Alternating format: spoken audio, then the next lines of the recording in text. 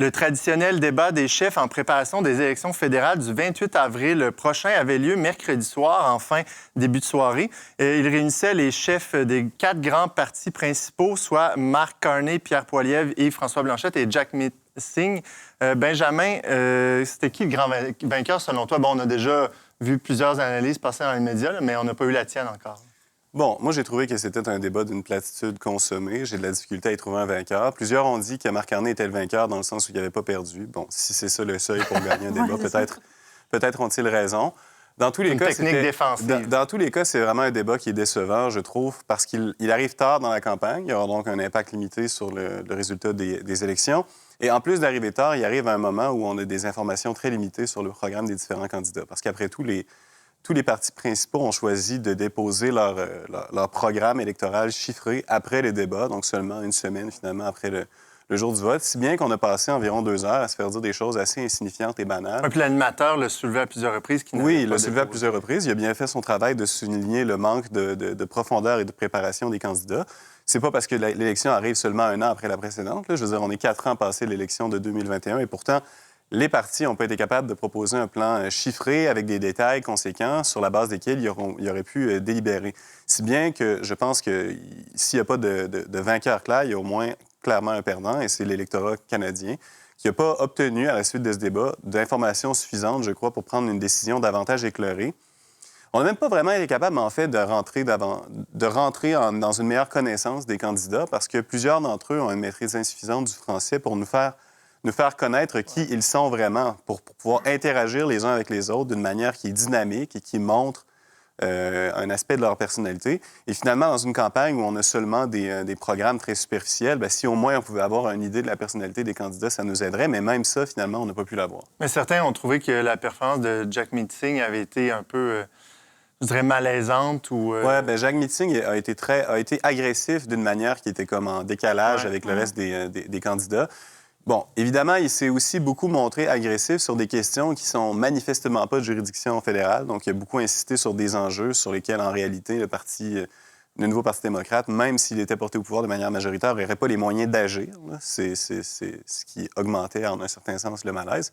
Il y avait vraiment une différence de ton entre lui et les autres candidats. On aurait pu penser que Pierre Poilievre, qui est réputé, qui a une petite réputation de chien de combat, allait se montrer très agressif, mais depuis le milieu de la campagne, on constate qu'il essaie de montrer un autre visage. Il essaie de montrer son côté givré, particulièrement au Québec. Donc, peut-être était-il malaisant d'une autre manière, là, avec des sourires un peu mièvres parfois à la caméra. Mais bon, c'est vraiment un débat que j'ai trouvé décevant. Et peut-être, finalement, que c'était mérité que le débat se ramasse seulement 6 heures en première partie du match de hockey, parce que moi, je ne l'ai pas écouté, le match de hockey, mais on pourrait facilement me convaincre qu'il était plus intéressant que le débat. En tout cas, ils ont gagné. Non, c'est un bon match. Bon, bien déjà, les Canadiens ont gagné quelque chose dans cette histoire-là. Bon, ceci dit, un débat plutôt plate, mais quand même, quels étaient les enjeux qui t'ont semblé les plus importants, là, selon toi? On a parlé de ça la semaine dernière, quels sont les enjeux les plus importants de la campagne électorale. Et finalement, ces enjeux-là ont été prédominants durant le débat aussi. Donc, on a longuement parlé de la question de savoir qui serait le meilleur candidat pour défendre les intérêts canadiens contre les États-Unis. On a eu là une longue diatribe par chacun des candidats de choses finalement assez similaires. On ne peut pas contrôler M. Trump. On va essayer de défendre les intérêts canadiens. Des plans très peu détaillés, finalement des accusations de compétence ou d'incompétence de part et d'autre. Donc ça a été plutôt décevant. Et on a eu ensuite quelques éléments de discussion sur le coût de la vie, des choses comme celle-là. L'habitation qui a été... Oui, l'habitation, mais dans tous les cas, vraiment de façon assez superficielle, ce qui rend difficile de porter un jugement sur la qualité des propositions. Je sais que peut-être je me répète, j'insiste, mais je pense que c'est un élément vraiment important, une conclusion importante, je pense qu'on va devoir tirer de cette campagne-là, c'est que c'est une régression du point de vue démocratique sur la qualité de la préparation des candidats. On a été habitués depuis les années 90 à des programmes très élaborés et des discussions pointues. Dans les débats, là, on n'a pas eu ça. Et finalement, sur les grands enjeux de société, peut-être qui mobilisent une partie ou une autre de la population canadienne, des enjeux qui sont peut-être davantage culturels. On a un unanimisme silencieux où finalement, on n'a pas eu l'occasion d'entendre parler de grand-chose. Quoique, finalement, ça a été relevé davantage dans des conférences de presse d'après-débat. Donc, j'ai cru comprendre que des médias alternatifs ont bousculé un peu les candidats à ces sujets. Oui, c'était assez intéressant à voir aller. Je voulais parler, Laurence. Bien, pourquoi est-ce que, justement, les candidats étaient si peu préparés? Pourquoi ça aurait été à l'avantage de l'un des candidats, non? De justement arriver plus préparé que les autres ou des choses comme ça? Bon, il est arrivé dans les dernières années que lorsque les partis produisent des plateformes électorales très détaillées, ils arrivent au débat et puis là, finalement, dans le français qu'ils maîtrisent imparfaitement, ils disent des choses qui sont pas cohérentes avec la plateforme. Puis là, finalement, ils se font contredire sur leur propre plateforme par leurs adversaires.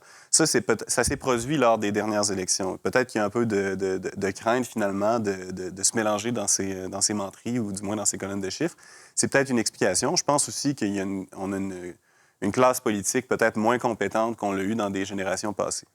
En une minute, Benjamin, là, dans quelle mesure l'électorat chrétien, tu penses, a pu se reconnaître dans les enjeux qui ont été évoqués? Bon, comme je le disais, évidemment, l'électorat chrétien, les croyants en général, sont préoccupés par les questions qui concernent le bien commun, qui concernent tous les Canadiens. Et évidemment, dans une situation comme la nôtre, où il y a la perception d'une menace, bien, on a eu l'occasion d'entendre parler de ça beaucoup. Mais sur les questions davantage culturelles ou sociales, ça a été un grand silence, comme je viens de le dire. Et il y a vraiment davantage été question de ça dans les conférences de presse post-débat, où des médias comme Rebel News, par exemple, qui est un média non traditionnel, plutôt agressif, pourrait-on dire, a poussé les candidats à devoir s'exprimer sur des questions comme, par exemple, la place des personnes trans dans la société canadienne, la question du genre. Puis ça, bien évidemment, ça préoccupe un certain nombre de croyants au pays. Et c'est dans un contexte vraiment insatisfaisant et imparfait que, finalement, on a réussi à entendre quelques bribes de position des candidats. Ouais, les points de presse étaient quasiment plus intéressants que le débat. Là. C'était intéressant, mais pas tout. Des fois malaisant aussi. Là. C'était Sur le plan de la forme, journalistes, des journalistes inconnus qui sortaient un peu de nulle part, autant de la droite que de la gauche. Mais ça dit quand même quelque chose de notre classe politique et de notre classe médiatique, que ça prend des gens comme ceux-là, avec les reproches qu'on peut leur faire, pour finalement faire sortir un peu de dynamisme et de discussion contradictoire. Par exemple, Jack Nixon qui a refusé de répondre aux questions qui étaient posées par Rebel News. Il disait carrément « Non, je ne réponds pas aux questions. Vous êtes un média qui fait que de la désinformation. » Fait que ça a montré des... C'est une autre histoire. Oui, c'est ça. Enfin, c'était intéressant. En tout cas, semble-t-il que les recherches Google indiquent que les gens ont cherché 2 fois plus les résultats... Combien? 10 fois, 10 fois plus. Pour 10 recherches sur le hockey, il y en avait 2 sur les élections. Donc, ça montre un peu l'intérêt que ce débat des chefs a soulevé. Benjamin Boivin, chef de pupitre au magazine Le Verbe, merci. Bienvenue.